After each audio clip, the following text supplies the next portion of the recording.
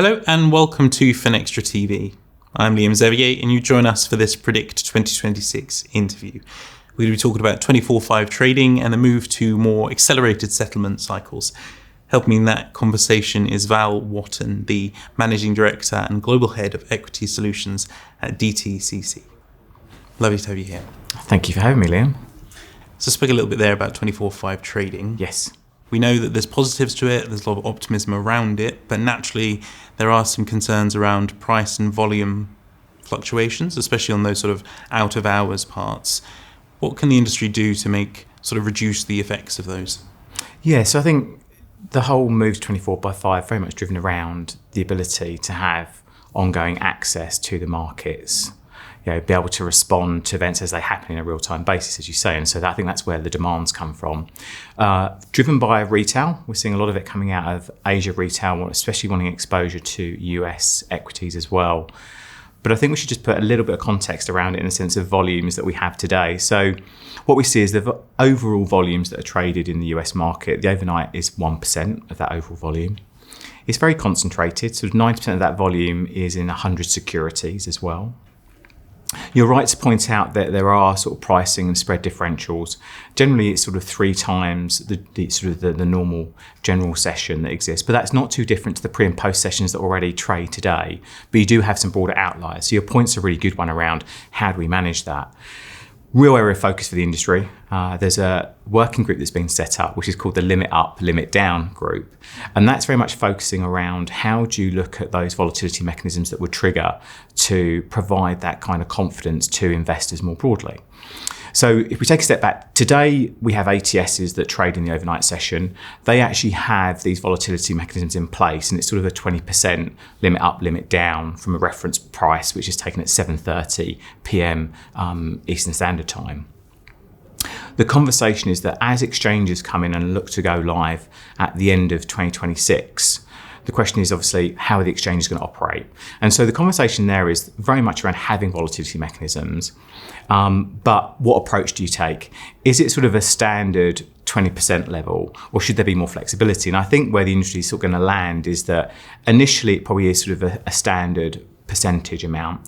There may be a differential between different securities. So sort of like tier 1 securities may be less than 20%. Those that are sort of more tier 2 securities at that 20% level, which would mirror what's already happening today.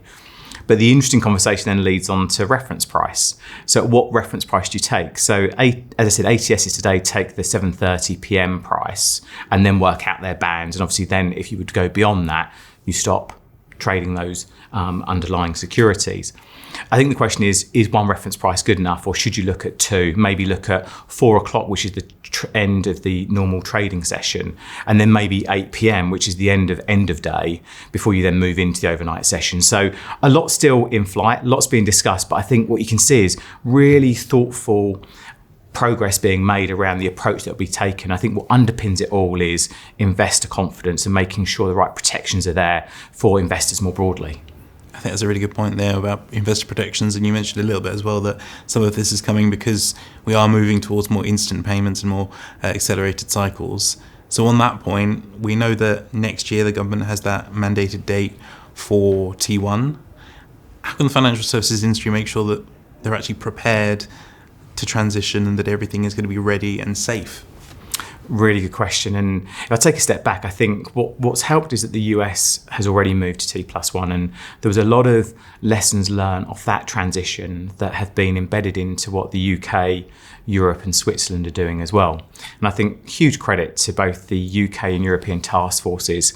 They've worked in conjunction with the trade associations, with a lot of the standard bodies, and also the industry as a whole, plus the regulatory community. And they've laid out last year a whole set of recommendations, both for the UK and EU. Really positive news is that they're generally very much aligned. So I think that obviously helps the market from a confidence perspective around alignment between the UK and EU. The next step really, and this is what becomes the real trigger point, is that we're expecting both the UK and EU to publish a testing playbook. The expectation is that's going to happen at the end of Q1, March timeframe. And I think that really then becomes the point where you're sort of 18 months away from go live. All of the recommendations are out, the playbook's been issued, and firms really need to be doubling down on their readiness and implementation. Within the recommendations also, they've set a number of sort of interim milestones. And so one of those is to ensure that all block allocations and confirmations are complete on trade date by the end of December. The idea being is that it's trying to get everyone ready and in position to do so.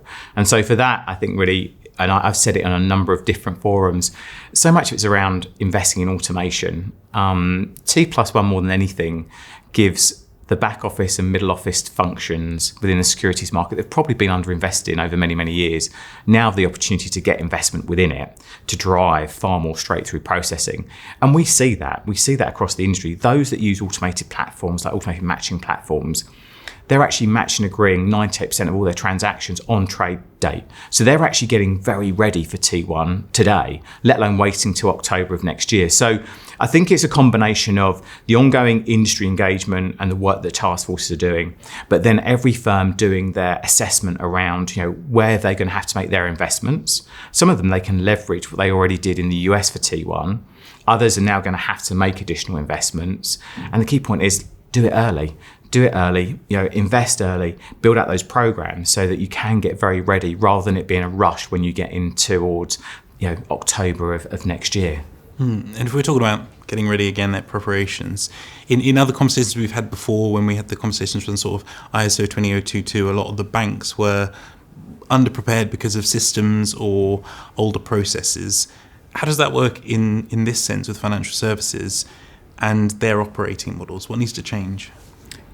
I think the interesting bit there is there's still lots of firms that operate on legacy mainframe technology, which is very batch driven.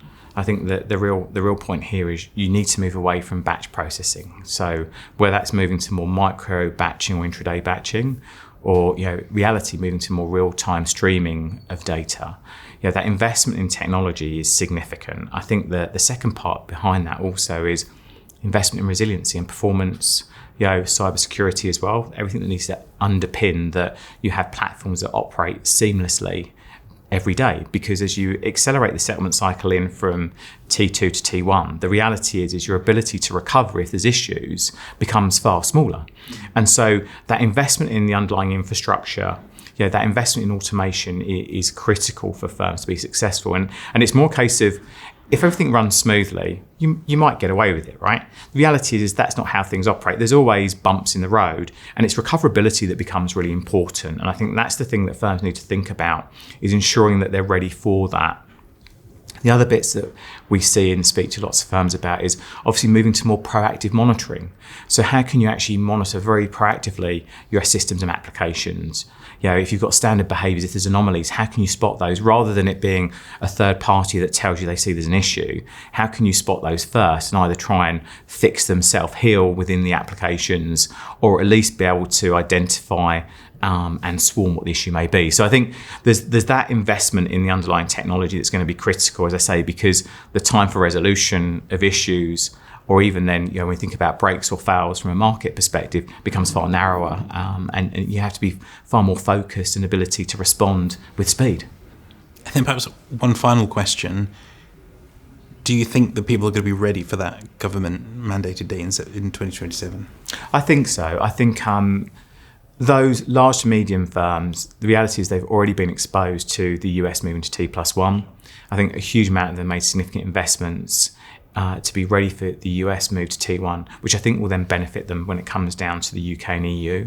I think probably the area of focus is probably those smaller firms that are maybe more locally domiciled, that potentially have thrown bodies or people at processes rather than automating. And I think that's really the area of focus that we need to double down on, sort of from an education perspective, a readiness perspective. And I think that's, again, where we take the recommendations, the testing playbook, and it's really focusing on those firms to make sure they are T1 ready and it isn't a rush to the final post. As we've always said, you're probably only as strong as your weakest link, right? And it takes a village to deliver T1. It's a community deliverable. You can't be done in isolation. So I think there's a lot of focus that needs to happen there. The groundwork, the foundations, I think, are very strong. It's now just building on top of that and making sure that people are making those investments, and they do it in 26. We don't wait till the last moment in 27, and then it turns into how do we throw bodies at it, rather than technology and automation and AI, which can really drive far more efficiency. Really interesting and well put. Thanks for joining the studio and explaining. Thank you for having me, Liam.